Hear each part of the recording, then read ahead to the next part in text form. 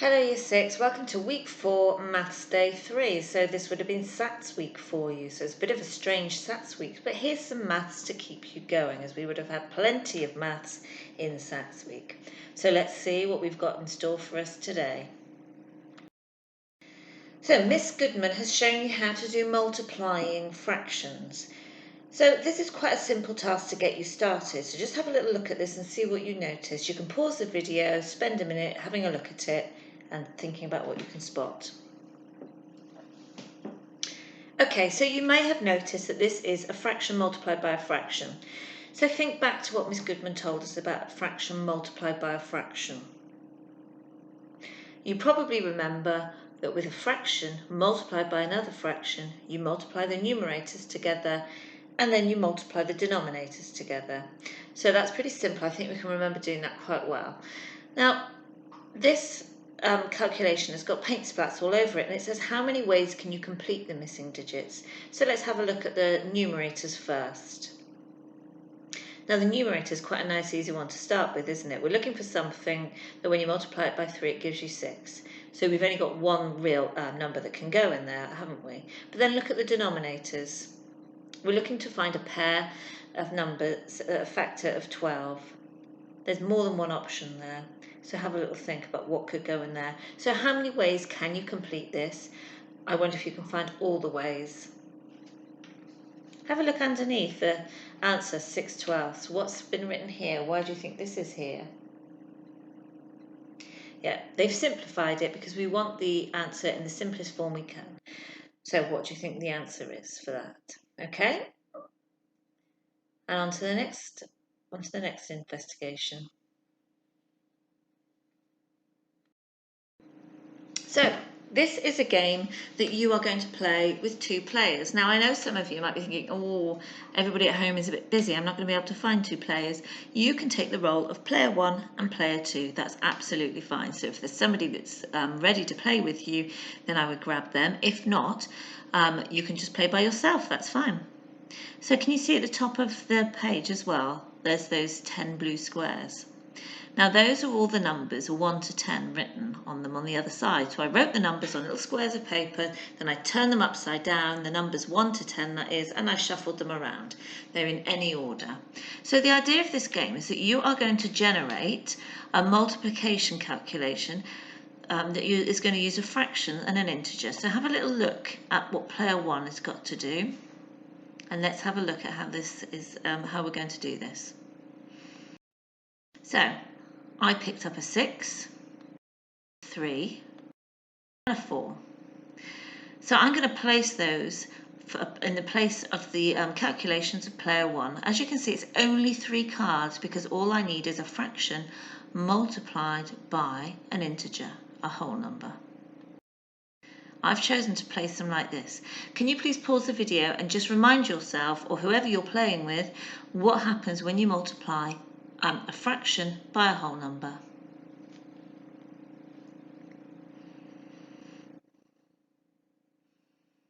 Okay, so multiplying a fraction by a whole number, it's the numerator that you're going to multiply by the whole number. So it's the 6 that we're going to multiply by the 3.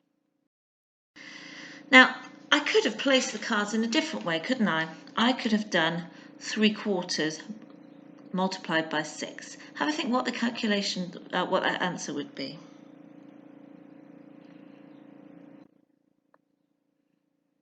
Okay. For both of those, did you notice that we got the same calculate? We got the same answer. But the aim of the game is to get the biggest number that you possibly can. I wonder if there's a way I could have presented those numbers, if I could have mixed them about a bit to get me a bigger number, because both calculations gave me the answer 18/4. How would you have arranged those numbers to get the biggest number you possibly could?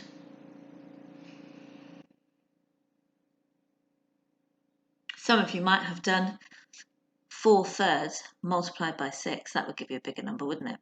Okay, now would it give us a bigger number? Let's go on and have a think, because now we've got to do some comparing fractions. Let's look at that. So let's imagine that player 1 puts those digits out just the same way as we did. So we've got 3/4 for our fraction and 6 for our integer to give us 18/4. Now, do you remember Miss Goodman talking about having the fraction in its simplest form? So we would look at 18/4, 18/4, and look for a number that fits into both of those.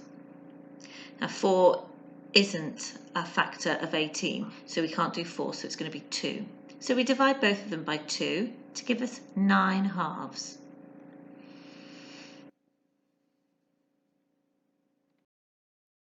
Now imagine the player 2 then turns over these cards. Their calculation is 2/7 multiplied by the whole number 9. That gave them 18/7. Can you see why it gave them 18/7? Remind yourself what happens to the denominator, the number at the bottom. Yes, they stay the same. And what happens to the numerator in your fraction? Yeah, it's multiplied by the whole number. So now we've got 18/4 and we've also got 18/7. Now the aim was to get the biggest number you can, wasn't it? So that's going to be where a lot of our maths comes from today. We're going to be thinking not only about multiplying fractions by a whole number, but also by comparing them. So shall we have a look and see how we can compare them? What do you notice about those two fractions that are in our answers? Just take a moment, pause the video if you want, and talk about what you notice. Did you notice that both of the numerators were the same? We're used to comparing fractions if the denominators are the same. It's really easy, isn't it? But how can we do it if the numerators are the same? And we can only do this if the numerators are the same. So let's have a little look. I want us to think about both of those fractions, the quarters and the sevenths, in their unit fractions. That means as if they've got a 1 on top of them. So there's 1/4. Can you see 1/4 in our fraction wall? Now we've got a 7th highlighted. So as both of those fractions have the same numerator, we can compare them by thinking about the size of their unit fractions. So 1/4 at the top there.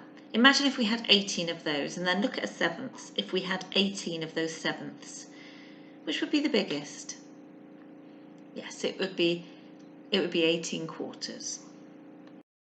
Now, is there another way to look at this? We can do this with numbers as well, because it's only luck that both of our numerators are the same. So if our numerators aren't the same, this is how we would do it. So we started by simplifying the fractions. We've got 9/2 and we've got 18/7. Now, it's easy to compare these fractions when the denominators are the same. So we're going to go and make sure the denominators are the same. So look at those denominators, 2 and 7. We're looking to make them the same number. So if I were to count up in 2s and if I were to count up in 7s, what number would appear in both times tables? So what's a common multiple of 2 and 7? Did you think of 14? Okay, so what do we multiply 2 and 7 by to make 14? So 2 we multiply by 7 to give us 14, and 7 we multiply by 2. Don't forget though that whatever you do to the denominator, you have to do to the numerator. So I would like you to pause the video again and see if you can finish this and see if you can come up with these two fractions that we can then compare. So 9 times 7 gives us 63 and 18 times 2 gives us 36. You can easily see there which is the biggest fraction. 63 over 14. Okay. So just to recap. You can compare them if the numerators are the same. If not, you'll need to make common denominators. So just a reminder of the game, you need to try and make the biggest number you can. If you make the biggest number you can, you get a point. Don't forget this one either. Can you complete the missing digits? How many ways can you complete them? I wonder if you can find all the ways. So just a reminder that if you go to the Year 6 pages, Term 5, Week 4, Day 3, there's a copy of the work that you've been asked to do. Okay, good luck, and I'll see you again tomorrow.